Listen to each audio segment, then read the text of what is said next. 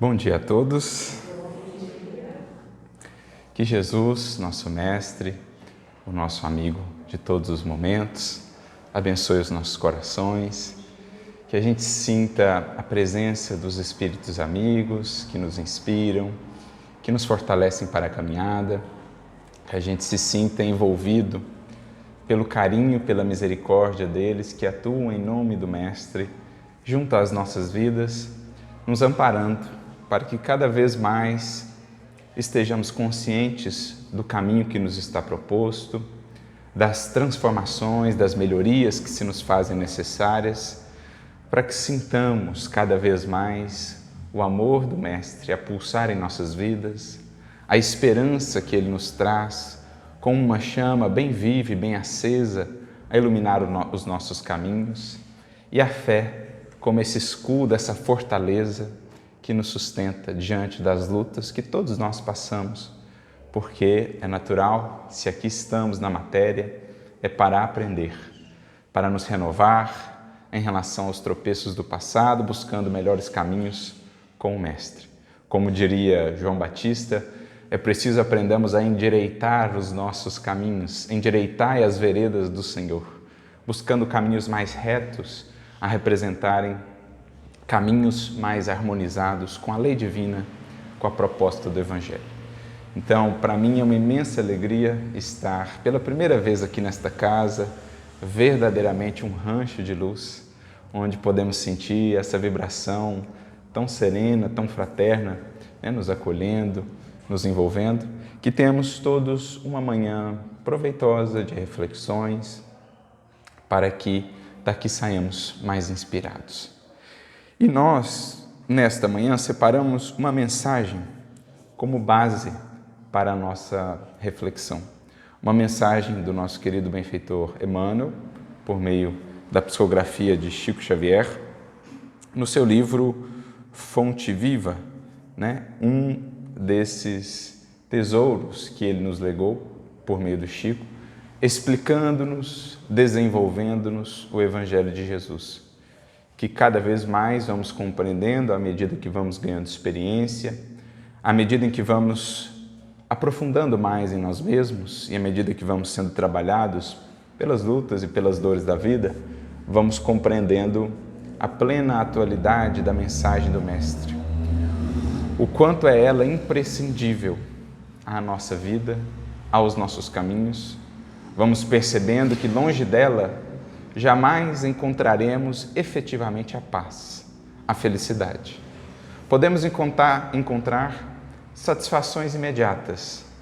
Dentro do imediatismo terrestre, às vezes, vamos seguindo como que anestesiados pelas ilusões, puramente pelos prazeres e buscas materiais. Mas chega sempre um momento em que o nosso coração clama por algo mais profundo, por algo mais eterno, imperecível, porque sendo espíritos, não nos podemos satisfazer apenas com o que é matéria, com o que é tangível, com o que o tempo gasta e transforma.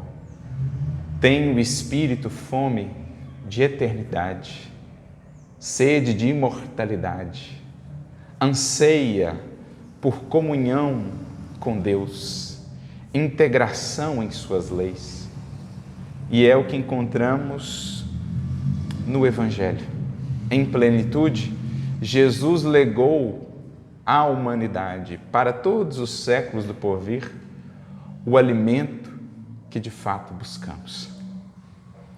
O que nos faz lembrar aquela passagem que se encontra narrada no Evangelho de João, no capítulo de número 4, quando Jesus encontra a mulher samaritana. Em determinado momento, os discípulos distanciam-se dele e vão à cidade buscar alimento. E ele tem aquele conhecido diálogo com a mulher que ele encontra junto ao poço, falando daquela água que ele vinha trazer, aquela que de fato mata-nos a sede, porque em determinado momento ele diz a ela: quem beber desta água terá sede novamente. Quem, porém, beber da água que eu lhe der, nunca mais terá sede. Ali ele faz um contraponto. Quantas vezes temos buscado nos poços do mundo aquilo que julgamos poderá nos saciar. Seja no poço do poder, no poço do prazer, no poço da fortuna, nos vários poços que vamos encontrando na vida. E, no entanto, mais cedo ou mais tarde, vamos percebendo, sacia-nos por um pouco aquela água, mas logo a sede volta, tão angustiante ou até mais do que antes. Porque, no fundo, buscamos aquela outra água, a que Jesus nos tem a ofertar, a água viva do amor, a jorrar das fontes superiores da vida, diretamente de Deus, buscando as criaturas que as possam ou que a possam beber e também se converter em mananciais por onde essa água possa jorrar para outros corações. Então ele fala dessa água distinta, diferente, que em verdade o Espírito busca. E aí os discípulos então retornam, trazendo o alimento da cidade e perguntam a Jesus se ele desejaria se alimentar. E o mestre diz que não, que já estava alimentado, e os discípulos até perguntam, alguém deu comida para ele? E então Jesus dirá, é que tem um alimento que ainda não conheceis. Porque a minha comida é fazer a vontade do meu Pai que está nos céus, cumprir-lhe os desígnios. Olha o que Jesus está a dizer, que quanto mais o Espírito se eleva, mais de fato se nutre da comunhão com o Criador. Quanto mais elevado o Espírito, mais tem ele fome de ser um instrumento de Deus, sentir que o amor por ele pode fluir, a caridade, a misericórdia de Deus nele encontra um instrumento. E é isso que nutre esses espíritos que já estão mais à frente de nós na jornada evolutiva. Então, nesta bonita passagem, Jesus fala ao mesmo tempo de uma água diferente e de uma comida diferente, deixando bem claro para nós o que sacia o corpo, que tem a sua razão de ser, mas o que sacia o espírito, que de fato somos. E quantas criaturas, mesmo nós próprios, vamos caminhando vida fora, tão preocupados com a satisfação ou a saciedade material, e desatentos para essa outra, que às vezes oculta porque ainda não percebida, vai nos fazendo infelizes, angustiados, quando a vida parece até encaminhar-se relativamente bem do ponto de vista material, parece que algo nos falta, parece que algo ainda buscamos. E é aí que o Espírito, enfim, vai despertando para essas outras necessidades, mais fundamentais até do que aquelas que dizem respeito à manutenção do nosso corpo. Isso é o Evangelho de Jesus. Por isso ele também dirá, eu sou o pão que desceu do céu e que dá vida ao mundo. Ora, todos os que aqui estamos vivos ou não? A vida da qual Jesus fala é diferente do simplesmente existir. Em outro momento ele também disse, eu vim para que tenham vida e a tenham em abundância. E poderíamos pensar, nós já não temos vida? Depende. O que entendemos por viver? O simples existir? Cumprir as necessidades fisiológicas do corpo? A vida com Jesus é algo maior. É quando o Espírito, enfim, começa a vislumbrar o que Ele é, de onde vem, para onde vai. Quando Ele começa a projetar metas e objetivos para além desta existência, para além do túmulo. Quando ele vislumbra a imortalidade, é então que ele começa a viver. Por isso, Emmanuel dirá, a vida é a experiência digna da imortalidade. Só está vivo na criação o espírito que já começa a trabalhar os valores transcendentes, que se projetam para além do tempo, para além deste corpo. Por isso ele fala, o pão que desce do céu e dá vida ao mundo, para que os que aqui estamos na matéria não nos limitemos a ela, mas passemos de fato a enxergar o que é o viver na criação. Porque também no Evangelho encontraremos a frase de Jesus, deixai aos mortos o cuidado de enterrar os seus próprios mortos. Porque, e aqui Emmanuel nos ajuda com a sua explicação, os verdadeiros mortos estão sepultados na carne terrestre. São aqueles espíritos que ainda caminham pela existência apenas em busca do que está morto ou vai morrer. Porque quem vive única e exclusivamente para a matéria só vê o que está morto ou vai morrer, ou vai passar. Só o espírito consciente da imortalidade desperta para o que é vida. Então, é isso que nós vamos entendendo do Evangelho, especialmente quando visto sob o prisma do Espiritismo, que nos ajuda a ver essa vida que resplende para muito além dos nossos sentidos. Vida que está aqui presente, nos tantos amigos, companheiros, espíritos que aqui se fazem presentes. Poderíamos até dizer mais vivos do que nós, porque geralmente a gente tem essa visão, né? Nós somos os vivos, eles são os mortos. Mas eles passam paredes, movem-se pela força do pensamento, né? Volitam para aqui, para acolá, tem tantas possibilidades, percepções mais amplas do que nós outros, e nós é que somos os vivos, eles que são os mortos. Tal o nosso apego ainda, né, a essa vida material, a nossa limitação de entendimento. Mas, cedo ou tarde, vamos compreendendo essa vida que se amplia em tantas dimensões. Então, por isso buscamos o Evangelho como essa fonte de vida, como essa fonte de saciedade, este novo alimento, esta nova água que o nosso espírito já busca. E, escolhendo, portanto, esta mensagem do livro Fonte Viva, em busca desta água viva, nós vamos lá ao capítulo de número 162, em que Emmanuel nos traz uma mensagem com o título Dentro da Luta. Por quê?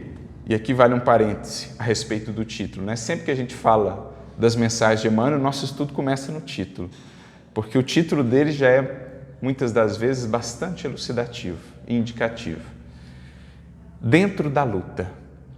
Nesse concerto, nessa introdução que fizemos a respeito desse alimento mais amplo, né, mais perene que buscamos, nós nos recordamos de uma frase do Espírito Sheila, do Espírito Batuíra também, ambos têm uma frase muito similar nesse sentido, que a luta é o pão do Espírito. A mensagem de Emmanuel é dentro da luta, e nós falávamos sobre esse alimento. O que Batuíra quer dizer com a luta é o pão do Espírito? Para o espírito que está ainda muito voltado única e exclusivamente para a experiência material, essa frase talvez não faça nem muito sentido, porque ele vê na luta algo de que desejaria se distanciar. Ele tem dificuldades de enxergar na luta tudo aquilo que ela lhe pode proporcionar, porque geralmente ele pensa em termos das satisfações imediatas ou das conquistas terrestres. Ele não vislumbra que, às vezes, a luta de um revés financeiro vai lhe enriquecer muito mais do que todo aquele recurso que ele perdeu no revés. Ele não enxerga que a luta em uma enfermidade lhe iluminará, lhe transformará muito mais do que talvez longos e longos anos de saúde mal aproveitada. Ele não enxerga que às vezes a luta de momentos de mais solidão lhe depurarão o sentimento, lhe fortalecerão muito mais do que às vezes anos e anos de uma convivência não aproveitada. Então, para o espírito que está restrito aos paradigmas e aos limites da matéria, é difícil compreender a luta, o valor das lutas na matéria. E cada um as terá ao seu modo, conforme as suas necessidades. Cada espírito tem o seu quadro de lutas. Alguns com as questões financeiras, outros com as questões do poder, outros com as questões afetivas, e assim variam ao infinito as experiências que temos vivido na matéria. Não só em uma, mas em várias encarnações, a gente vai alternando, né?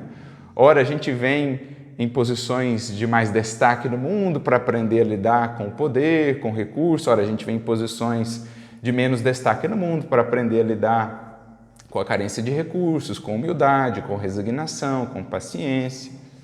Então vão se alternando esses quadros, mas o indivíduo que não vê além da experiência em si, que não consegue enxergar o que ela gera, não consegue entender que a luta é o pão do Espírito.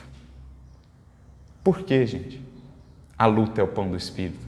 Analisemos a própria história da humanidade. Como se deram todos os progressos já efetuados até aqui? Analisando primeiramente só do ponto de vista material. Voltemos lá, aos primórdios da humanidade. Quando a gente ainda precisava caçar, lutar com as intempéries, né, com as feras, buscar ali um jeito de se proteger. O que todas essas dificuldades foram fazendo com a criatura humana? Estimulando-a a desenvolver saídas, soluções, a criar alternativas, ferramentas, possibilidades para superar esses problemas, essas lutas que a vida material lhe impunha. Então foi assim que a gente desenvolveu ferramentas para caçar, a gente desenvolveu fogo, a gente desenvolveu vestimentas, a gente passou a viver em sociedade, daqui a pouco a gente começou a plantar, criou agricultura, daqui a pouco a gente começou a trocar entre os diferentes clãs, entre as diferentes tribos que existiam, daqui a pouco a gente foi inventando meios de locomoção mais ágeis, começando ali pela roda, enfim, se a gente vai vendo a história da evolução humana, o que estimulou ou o que foi a causa de todos os progressos? As lutas, os problemas. Surgia a dificuldade, a criatura humana sentia-se tolhida por aquilo e então ela laborava no plano da inteligência, usando esse atributo fundamental do Espírito. Não é assim que está definido o Espírito em O Livro dos Espíritos? As inteligências, os seres inteligentes da criação. Essa é a definição de Espírito. Então ele vai utilizando desse atributo fundamental para ir encontrando saídas. E nisso ele progride, desenvolve novas habilidades, transforma a matéria a benefício do seu progresso, do progresso das coletividades. Isso pensando em termos do desenvolvimento material. Mas o mesmo vale para o desenvolvimento moral, que nem sempre acompanha, né? Bem juntinho ali o progresso material. Geralmente o moral é mais lento, porque são mudanças mais profundas. Transformar a matéria é mais fácil do que transformar sentimentos. Por isso que o progresso material é mais ágil. E é justamente o que nós estamos vivendo agora. Nesse processo da transição planetária, que a gente ouve tanto falar no movimento espírita, da regeneração, né? Os sinais dos tempos, são chegados os tempos. São chegados os tempos do quê?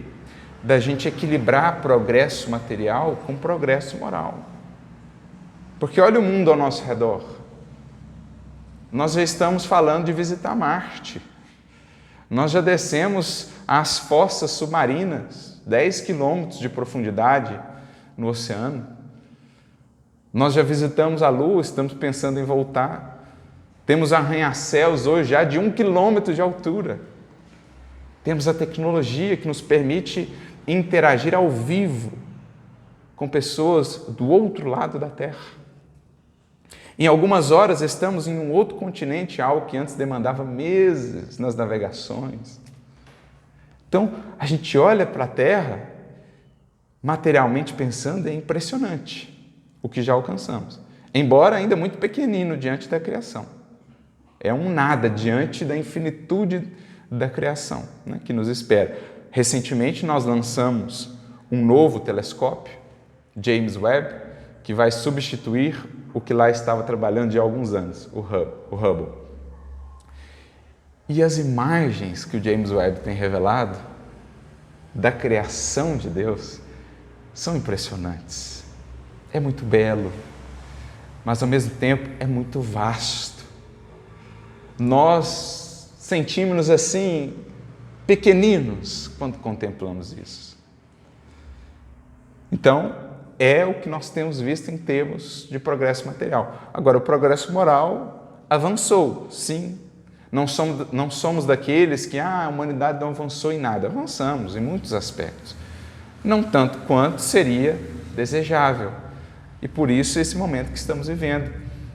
O próprio advento, né, a própria vinda do Espiritismo veio para impulsionar a humanidade neste quesito, o progresso moral, que é a finalidade maior do Espiritismo. Kardec sempre deixou claro, reconhece o verdadeiro espírita pela sua transformação moral. Para que a gente consiga equalizar um pouco mais progresso material, progresso moral, para que todos esses inventos, todas essas conquistas tecnológicas não estejam a serviço do egoísmo, não estejam ainda a alimentar e a criar guerras, por exemplo, a fome e outras tantas coisas que ainda encontramos, para que tudo isso esteja mais bem harmonizado, mais bem distribuído, para que a humanidade avance.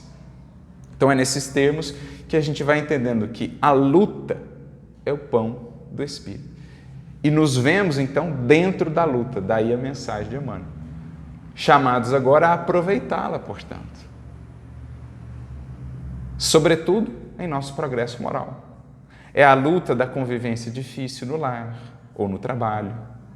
É a luta da dificuldade financeira que nos impele a desenvolver confiança, paciência. É a luta da enfermidade que nos estimula a desenvolver resignação, humildade, a coragem e assim outros tantos quadros de luta que chegam em verdade como convites para nós outros, para que mais lúcidos, mais conscientes da função da dor e da luta na criação, possamos delas extrair a lição. O tesouro oculto que trazem, que só pode ser visto com os olhos do Espírito. Só consegue enxergar a oportunidade da luta, o valor que ela nos oferta, aquele que já tem visto a vida sob outro prisma, à luz do Espírito. E qual é o versículo que Emmanuel vai comentar então para falar desta mensagem, deste título, dentro da luta? Ele vai lá em João, capítulo 17, versículo 15, portanto, no final da última ceia, o capítulo 17 de João é um capítulo belíssimo, porque todo ele é uma oração de Jesus, do princípio ao fim. É Jesus orando pelos discípulos, né? Ele está na última ceia, já consciente do que estava para acontecer, então ele está preparando os discípulos para a luta. Porque ele sabia que era chegado o momento dele partir, para que cada discípulo agora pudesse testemunhar e crescer por si. Por isso ele chega a dizer, um pouco antes, na última ceia, a vós convém que eu vá. Como a dizer assim, é chegado o momento de eu vir para os bastidores para que agora vocês possam ir para a luta, ir a campo. Assim como o pai faz com a criança, acompanha por um longo tempo ali ensinando a andar de bicicleta. Chega um dia que ele diz, agora tu vai, meu filho. E ele fica ali olhando a distância, acompanhando, sem nunca abandonar, por óbvio. Jesus não nos abandonou. Quando ele fala, a vós convém que eu vá, não é que ele simplesmente nos largou. Ele foi para os bastidores acompanhando agora, dando uma distância para que cada um de nós pudesse agora aplicar. Porque se a gente vivesse indefinidamente ali sempre contando com aquele recurso, não teríamos crescido tanto. Se Pedro, ao longo de toda a encarnação, tivesse sempre Jesus ali ao lado, ele não teria crescido como cresceu quando Jesus sai de cena, embora sem abandoná-los. Então, a vós convém que eu vá. É o momento do teste. Assim como um professor que acompanha, que instrui a sala por tanto tempo, no dia da prova, ele não pode interferir tão diretamente, porque é hora do aluno demonstrar o que foi aprendido. Então, Jesus, ao longo de toda a última ceia, a gente percebe ele preparando os discípulos para a luta que estava por vir. E não só os discípulos que estavam ali, os 12 apóstolos, os que vieram logo depois, mas ele ora nesta oração do capítulo 17 por todos os discípulos do porvir. Ele ora por nós, por cada um de nós, pedindo a Deus que nos amparece, para que, assim como Ele e o Pai são um dia venhamos nós também a sermos um com Ele e um com o Pai. Nesse grande amplexo do amor, em que somos convidados a nos abraçar a todos, né? A nos envolver a todos nessa força divina. E aí, em determinado momento da oração, no versículo 15, ele diz: não peço para que os tires do mundo, mas que os livres do mal. Não peço para que os tires do mundo, mas para que os livres do mal. E aqui há uma distinção importante a fazermos. Ele mesmo, em outro momento, na última ceia também, disse: no mundo tereis aflições, mas tende bom ânimo, eu venci o mundo. Então, o mundo, a terra, no estágio em que está, ela é marcada por muitas lutas, por muitas aflições, porque é a necessidade dos espíritos que aqui estamos. No grau evolutivo em que estamos, é um mundo de expiação e provas. Somos espíritos mais próximos do início da caminhada do que das culminâncias. Então, o mundo, na condição que está, naturalmente é marcado por muitas lutas e aflições. Acontece que, às vezes, nós enxergamos essas lutas e aflições como o mal em si, sem ver o bem que elas podem gerar. A enfermidade é um mal. A dificuldade de convivência é um mal. Mas o que Jesus está dizendo não é bem essa ideia. O mundo, com as suas aflições, é escola. Então, não peço que os tires do mundo. Em outras palavras, não peço que isente eles, Senhor, da luta. Não peço que tire do caminho deles todas as dificuldades. Como o professor pediria isso para os alunos? Mas peço que os livres do mal. De qual mal? O que vem de fora ou o que está dentro? Porque o mal que vem de fora, se eu estou comprometido com o bem, o que ele se torna para mim? Senão ocasião de aprendizado. Para o espírito que está verdadeiramente comprometido em crescer com Jesus, quando alguém o ofende, o que esse mal se converte para ele? Na chance de exercitar o perdão, portanto, de crescer. Então, o grande problema não é o mal que nos alcança, vindo de outros que nos fazem. O grande problema é o mal que ainda há em nós. E é desse que Jesus pede ao Pai, nos ajude Ele a nos libertar. Não peço que os tires do mundo, ou seja, não peço para eles facilidades, privilégios, isenção de lutas e dificuldades, mas peço, Senhor, que ampare a cada um deles, para que identifiquem o mal que ainda há neles, ou seja, o egoísmo, o orgulho, e os ajude a se libertarem dessas algemas internas. Porque a vida comprometida com a luz, o mal é apenas uma moldura que a embeleza ainda mais. Na vida que se fez um foco de luz, a sombra que a envolve a destaca apenas ainda mais. É isso que a sombra consegue diante da luz, torná-la ainda mais bela, ainda mais valiosa. Agora, o mal que parte de nós, esse nos compromete. Esse cria um futuro doloroso, lágrimas de reajuste para o amanhã. Então, é isso que a gente precisa entender. Tem até aquela fala muito forte de Jesus a Simão Pedro, quando Jesus está em Cesareia de Filipe com os discípulos, já mais ou menos da metade para o final da sua missão pública, ele começa a alertar os discípulos do que estava por vir. Então, lá em Cesareia de Filipe, Jesus ele faz uma reunião de levantamento, assim, para ver como é que estava o andamento, né, da tarefa e tal. E é lá que ele pergunta para os discípulos: quem dizem os homens que eu sou? E aí os discípulos falam: olha, uns dizem que é Jeremias, outros dizem que é Elias, ou um dos profetas reencarnados, né, ou que voltaram, não usa a palavra propriamente reencarnados, né? Mas, ou seja, o povo ainda não estava entendendo muito bem quem era Jesus, qual a tarefa. Aí ele se volta para os discípulos, para aqueles que conviviam mais diretamente com ele. E vós, quem dizeis que eu sou?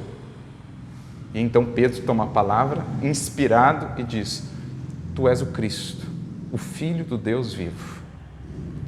Jesus volta-se para Pedro e diz: bem-aventurado és tu, Simão, filho de Jonas, porque não foi a carne nem o sangue quem te revelou isso.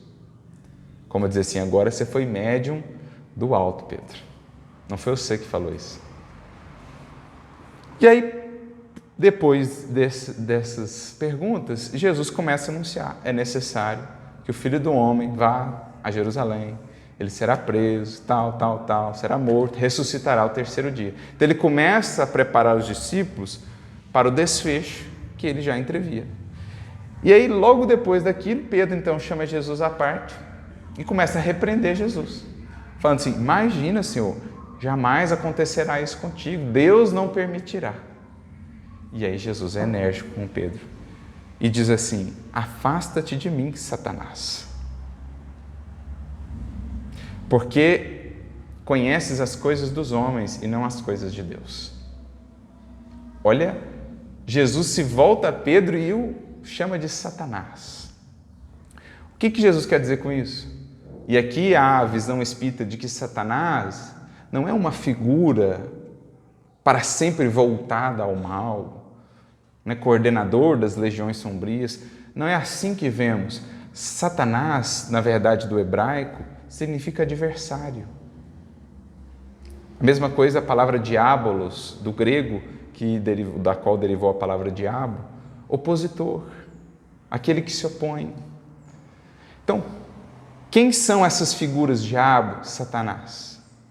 Aquilo em nós que se opõe à lei divina, que se opõe à verdade, que se opõe ao amor, que se opõe à luz. Ou seja, o nosso egoísmo, o nosso orgulho, a nossa vaidade, essas são verdadeiramente as figuras de Satanás.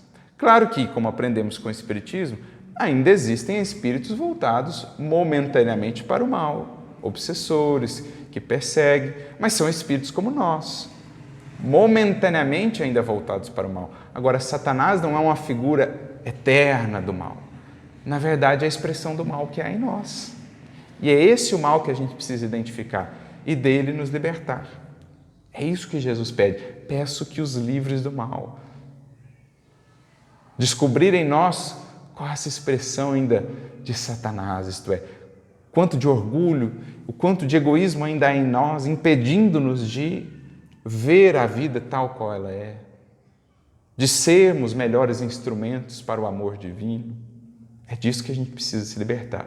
E nisso, as lutas desempenham um imenso e precioso papel, porque são elas, as lutas, que vão nos revelando.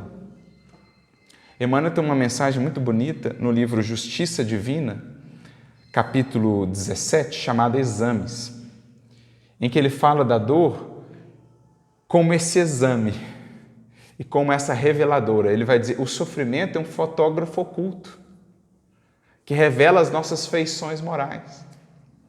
Os problemas em nossa vida são como um raio-x que revelam as nossas zonas adoecidas internamente. Então a dor, as provas, elas vão nos mostrando tais quais somos. Porque às vezes, na calmaria da vida, nós vamos mascarando certas posturas nossas, vamos criando ilusões a respeito de nós mesmos, mas diante da luta a gente se mostra mais tal qual somos. A gente não consegue ocultar tanto, porque a reação nos mostra mais em realidade. Então, por isso a luta é o grande caminho, ou são as lutas, o grande caminho para que, em nos conhecendo e o mal que ainda há em nós, possamos deste mal nos libertar. Aí a gente entende a maravilha da frase de Jesus: não peço que os tires do mundo, mas que os liberte do mal. Porque o mundo é a grande escola, o mundo com as suas lutas, com as suas aflições, onde a gente descobre o mal que ainda há em nós para avançarmos em direção ao bem que nos espera e que nos convida a todos. Por isso, no comentário, Emmanuel diz assim: não peças o afastamento de tua dor, roga forças para suportá-la com serenidade e heroísmo, a fim de que lhe não percas as vantagens do contato. Isso renova um pouco a nossa maneira de interagir com Deus, não é? O teor dos nossos pedidos. Porque sempre que trato desse assunto da oração, do pedido, me recordo de uma passagem do Evangelho, de uma resposta no Evangelho que eu acho uma das mais belas e sábias. Quando Jesus, ali em Jericó, se aproxima do cego Bartimeu, o cego de Jericó, o cego se levanta, vai em direção a ele, deixa para trás a sua capa, e então Jesus, diante dele, faz a pergunta: que queres que eu te faça?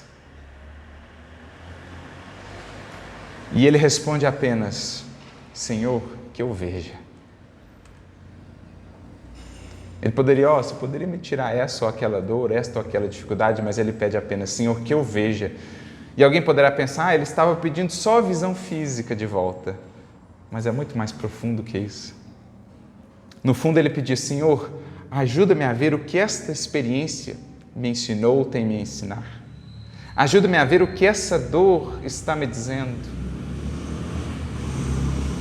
Que pontos ela quer tocar e transformar em mim, em meu sentimento.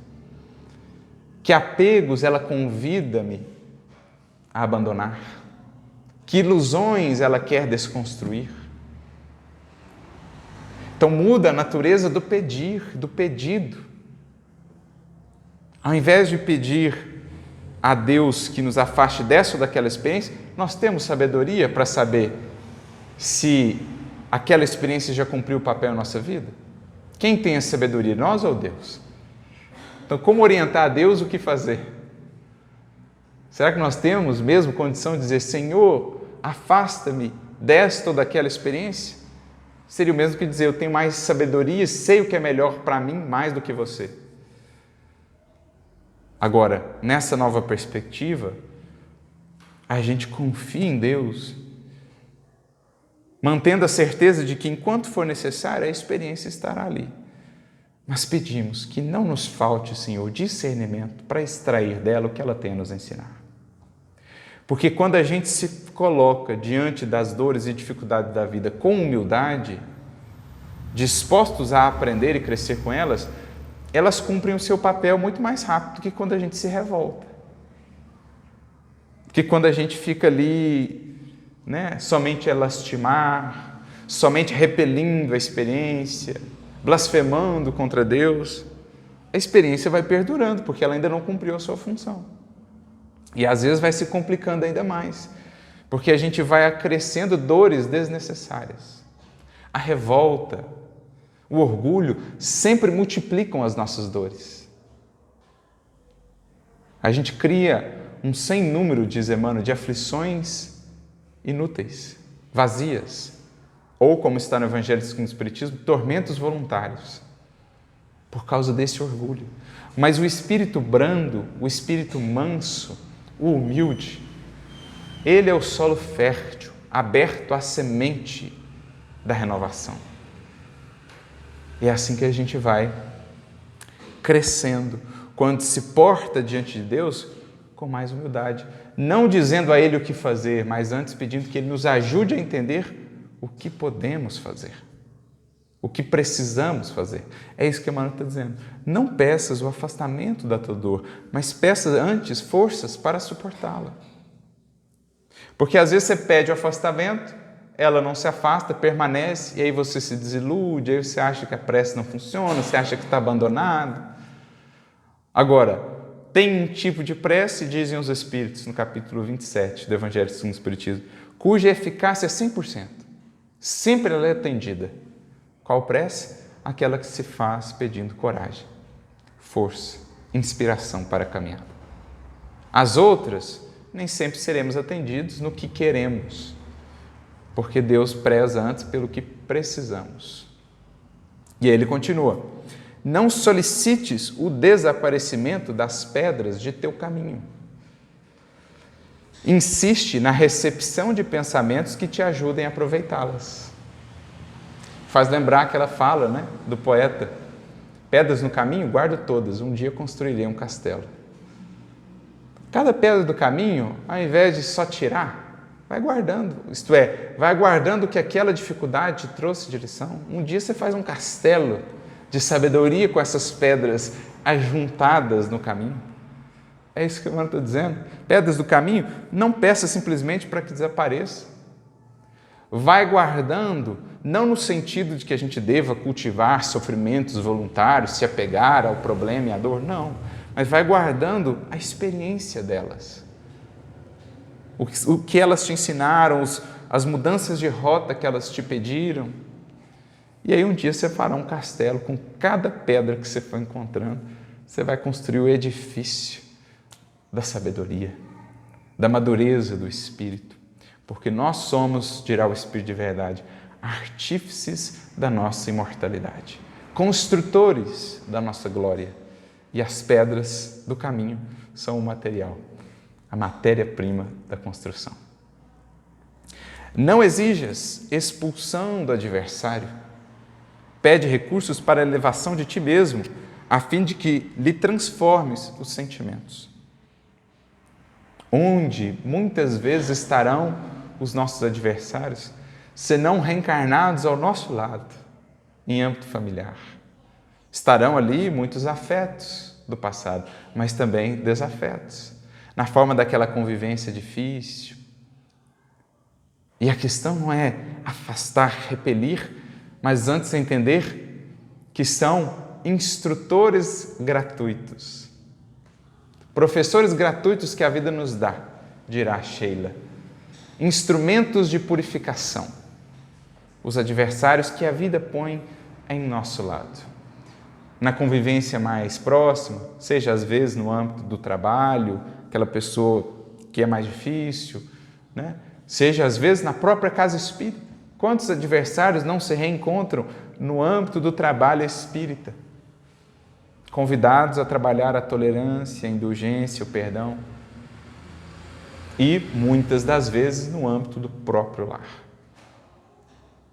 Entender que todos os dias ali somos convidados a aperfeiçoar, a acrisolar a paciência, a caridade em seus múltiplos sentidos, e que, se por ora aquela convivência é incômoda, desafiadora, depois será a causa da nossa libertação.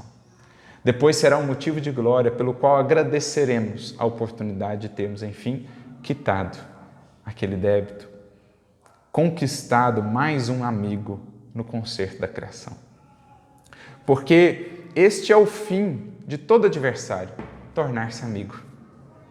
A única maneira de vencer uma inimizade é, no transcurso do tempo, convertê-la em amizade. Esse é o destino de todos nós.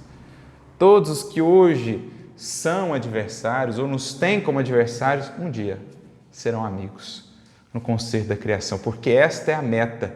Não é por outro motivo que Jesus elegeu o título de amigo como o maior de todos. Já não mais os chamo servos, mas amigos. Porque o título de amigo é o maior. O título de irmão é o maior. Não supliques a extinção das dificuldades. Procura meios de superá-las, assimilando-lhes as lições. E aqui, com o Espiritismo, nós temos a certeza de que os meios não nos faltarão. Porque há aquele que bate, a porta se abre.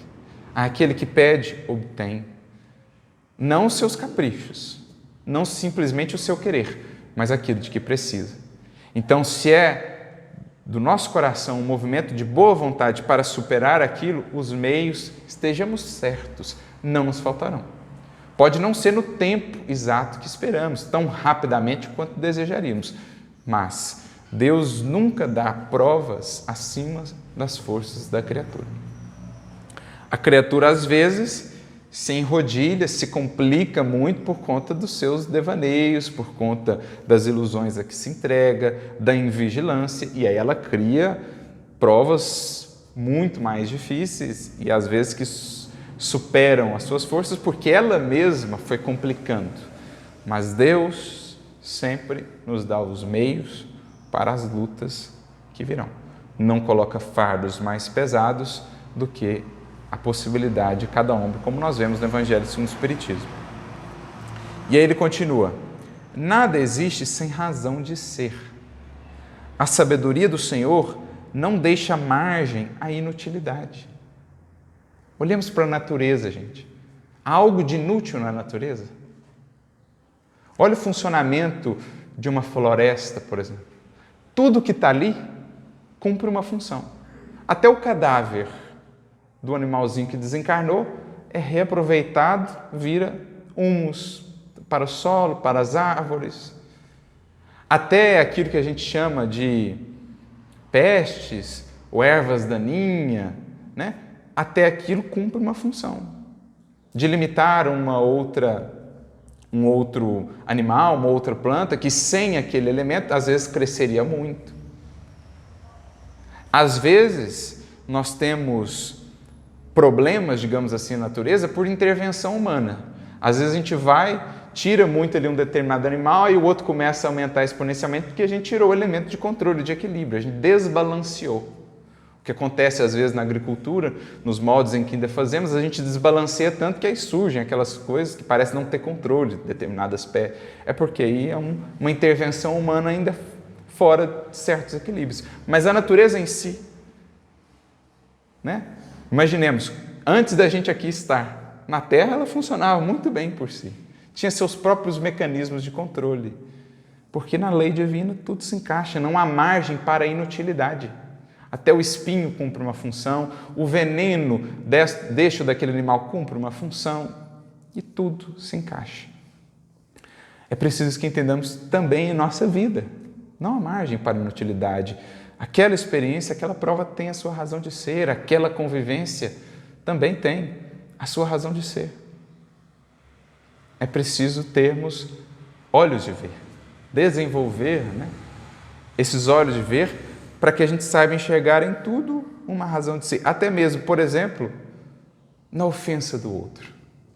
Óbvio que ele não estava destinado a fazer aquilo, não era um determinismo moral, óbvio que seria melhor se ele não fizesse, mas em lançando a ofensa, para o coração atento, o que a ofensa se converte?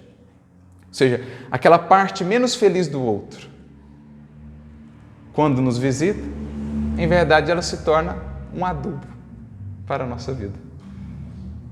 O adubo é aquela coisa assim incômoda, um mau cheiro, mas extremamente fértil quando aproveitado. A ofensa do outro também é aquela coisa incômoda, nada agradável, mas se eu estou cultivando a minha alma de fato com Cristo, a ofensa do outro se torna, na verdade, um adubo que me fará florescer ainda mais em termos de indulgência, o perfume da caridade, da benevolência.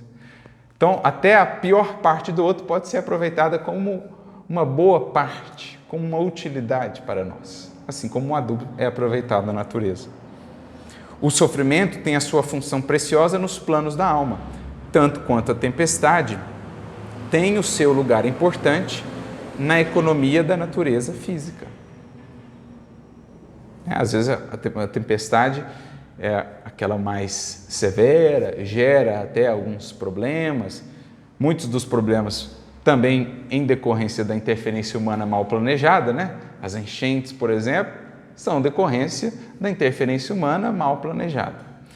Mas ela cumpre uma função, ela traz consigo vida, renova o ambiente, materialmente falando, fisicamente falando e até mesmo espiritualmente. Então tudo cumpre a função. A árvore, desde o nascimento, cresce e produz vencendo resistências. Desde a sementinha, que ali na cova escura, vencendo o peso da terra, vencendo o atrito, vai se erguendo em busca do sol. Assim cada um de nós.